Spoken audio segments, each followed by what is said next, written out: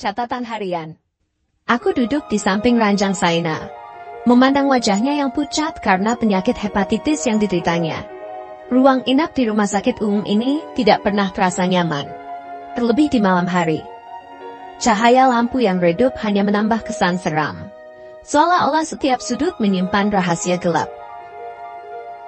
Rumah sakit ini dikenal dengan berbagai cerita seramnya. Para pasien seringkali bercerita tentang penampakan-penampakan aneh, suara-suara tanpa sumber, dan bayangan yang bergerak tanpa wujud.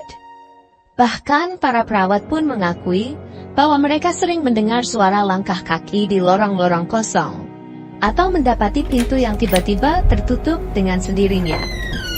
Aku selalu merasa bulu kuduku berdiri setiap kali mendengar cerita-cerita itu. Saina, dengan sifat keras kepalanya, memutuskan bahwa dia ingin ke kamar mandi.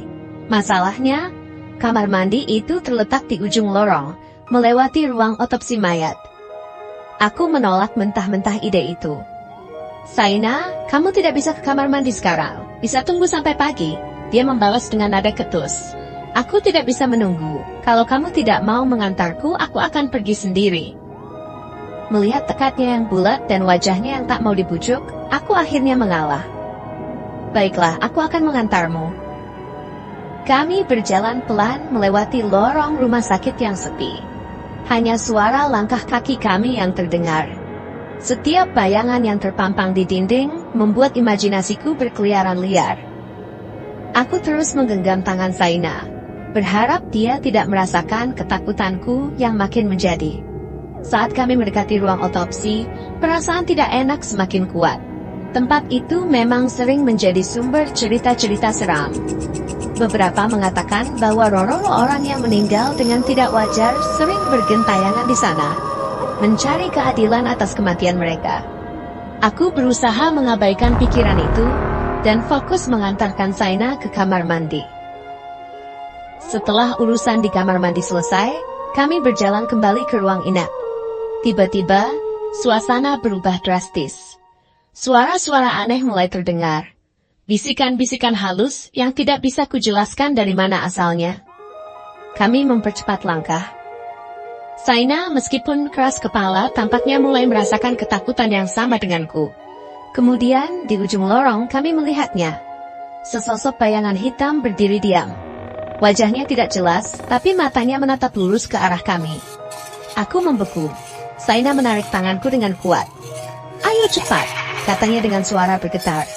Pukul, aku tak bisa berpikir jernih lagi. Ketakutan menguasai tubuhku sepenuhnya. Kami berlari sekuat tenaga, dan aku setengah membopong Saina yang sudah mulai lemas. Langkah-langkah kami menggema di lorong panjang yang seolah tak berujung. Sampai akhirnya, kami bertemu dengan seorang petugas keamanan yang sedang berpatroli. Tolong kami, pintaku dengan suara terengah-engah. Petugas itu langsung memahami situasi dan membawa kami kembali ke ruang inap. Pukul, dengan napas masih tersengal, kami duduk di ranjang Saina. Petugas keamanan yang baik hati itu tetap berjaga di pintu masuk ruang inap, memastikan tidak ada gangguan lagi. Saina tertidur dengan cepat, kelelahan akibat ketakutan dan penyakitnya. Aku masih terjaga, menulis catatan ini. Malam ini mengajarkanku bahwa keberanian bukan berarti tidak takut, tetapi tetap bertindak meskipun ketakutan itu ada. Aku hanya berharap besok pagi datang lebih cepat, membawa cahaya dan mengusir semua kegelapan yang menyelimuti rumah sakit ini. Malam ini akan selalu teringat sebagai malam yang paling menyeramkan dalam hidupku. Aku berdoa semoga Saina segera pulih, dan kami tidak perlu mengalami kejadian seperti ini lagi. Dunia nyata ternyata lebih menakutkan dari cerita-cerita horor yang pernah kudengar. Tamat.